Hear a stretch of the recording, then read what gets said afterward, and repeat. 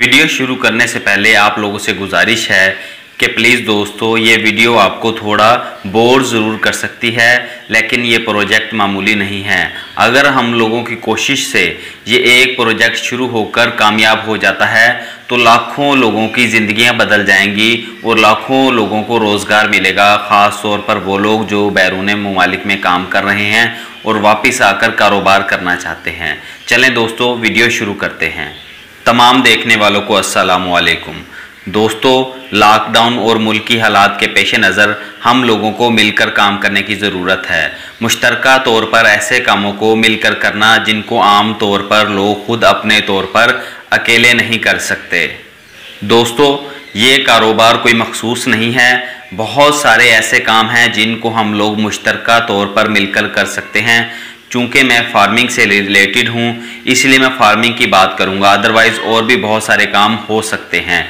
अब यहाँ असल बात की तरफ आते हैं कि आखिर आइडिया क्या है और कौन सी फार्मिंग जिनको मुश्तरका तौर पर किया जाए। दोस्तों, वो फार्मिंग है गोट फार्मिंग।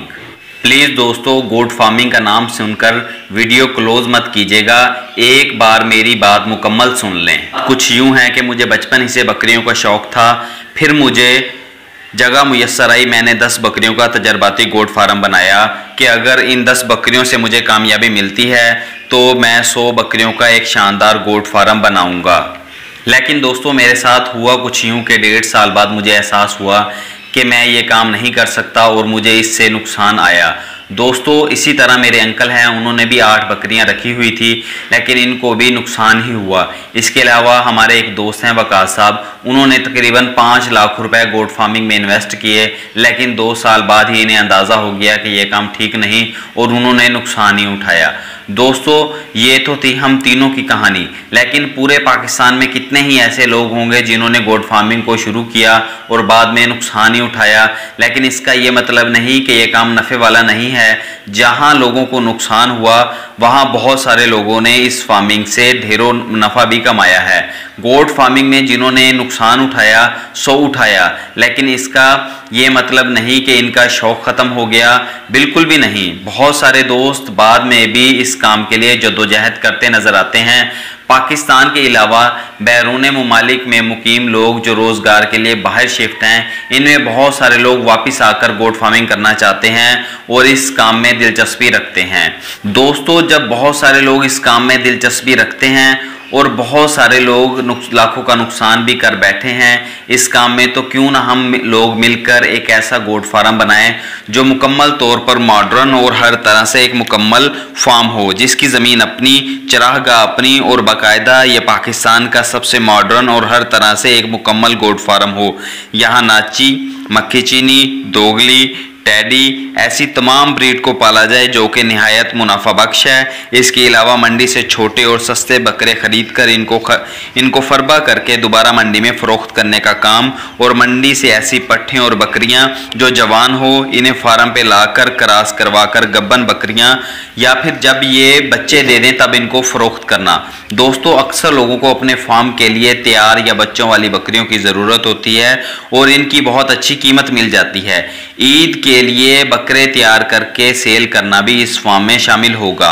इसके अलावा दोस्तों, चूंकि ये एक मुश्तरका गोट फार्म होगा, इसलिए यहाँ ऐसी ब्रीड को तैयार करना जो बहुत कम वक्त में ज़्यादा वज़न कर जाए, मसलन बोरे नस्ल, तो इसके लिए बाहर से इस नस्ल को इंपोर्ट करके ऐसी ब्रीड तैयार करना जो जल्द वज़न कर जाए। और दोस्तों, बकरी की ऐसी नस्ल को तैयार करना जो दूध ज़्यादा देती हो। अक्सर बाहर मुमालिक में ऐसी ब्रीड देखने में आई है जो कि कद काठ में मुनासिब लेकिन दूध देने में बहुत आला है। बकरी अपने बच्चों को दूध पिलाने के अलावा फार्मर को भी कुछ ना कुछ दूध मुहैया करे। दोस्तों, दूध वाली बकरी की इसलिए भी ज़रूरत है कि पाकिस्तान में अक्सर लोग अपने बच्चों को डब्बे वाला दूध पिला रहे हैं, जबकि औरत के दूध के बाद अगर कोई दूध बच्चे के लिए मुफीद है तो वो है बकरी का दूध। लेकिन पाकिस्तान में बकरी का दूध ना होने के बराबर है। अगर इस ब्रीड को तैयार कर लिया जाता है तो फार्मर बकरी के दूध से अच्छा खासा नफ़ा हासिल कर सकता है। बकरियों के मुतालिक जिन जिन चीज़ों को बेहतर करने की ज़रूरत है और वो यहाँ बाकायदा की जाएंगी और आइंदा मुस्तकबिल में भी ये इदारा बकरियों में बेहतरी के लिए काम करता रहेगा। दोस्तों, आप यकीनन बोर हो रहे होंगे और सोच रहे होंगे कि दूसरे यूट्यूबर की तरह मैं भी आपको ख्वाब दिखा रहा हूँ, लेकिन ऐसा हरगिज़ नहीं है। दोस्तों, दुनिया में कोई काम हो वो मुश्किल ज़रूर होता है लेकिन नामुमकिन नहीं। बिल्कुल इसी तरह हमारा ये फार्म मुश्किल ज़रूर है लेकिन नामुमकिन नहीं। कुछ लोग ऐसे ज़रूर हैं, अगर वो चाहें तो ये काम हो सकता है। इन लोगों के नाम भी मैं आप लोगों से शेयर करता हूं, लेकिन पहले वो तरतीब आप लोगों से शेयर करता जाऊं कि आखिर इस फार्म को कैसे तैयार करना और चलाना है।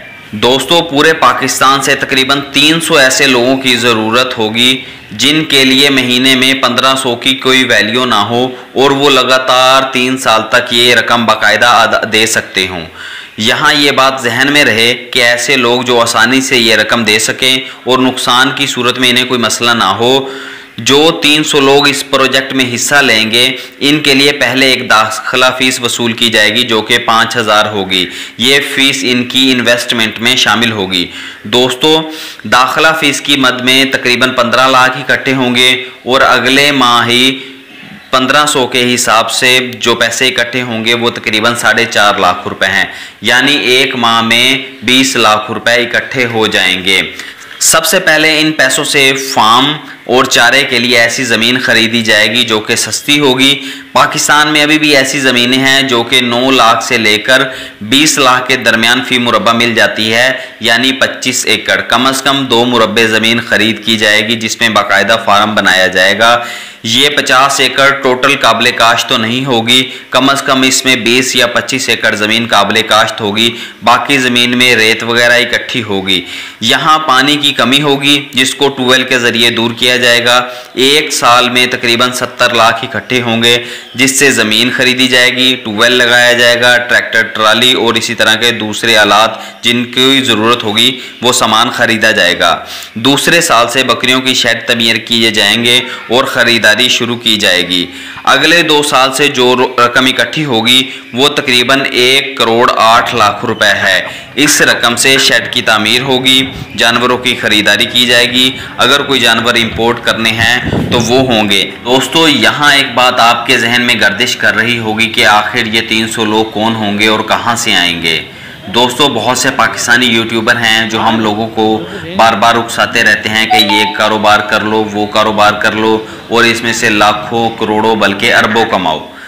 इनमें शामिल है आज़ाद चाय वाला, शाहिद हुसैन जोया, कासिम अली शाह, रेहान अल्लाह वाला। इसके अलावा और भी बहुत से हैं, लेकिन ये कुछ ख़ास हैं और मैं चाहता हूं कि ये लोग हमें एक ऐसा प्लेटफार्म मुहैया करें जिस पर आकर हम मिलकर मुख्तलिफ इस तरह के कारोबार कर सकें। दोस्तों, इनके फॉलोअर्स लाखों में हैं। अगर ये लोग इस प्रोजेक्ट पर बात करें और अपने सब्सक्राइबर की राय लें तो यकीनन इनको मस्बत जवाब मिलेगा और बहुत सारे लोग इस तरह के प्रोजेक्ट में शामिल होने के लिए रजामंदी जाहिर करेंगे।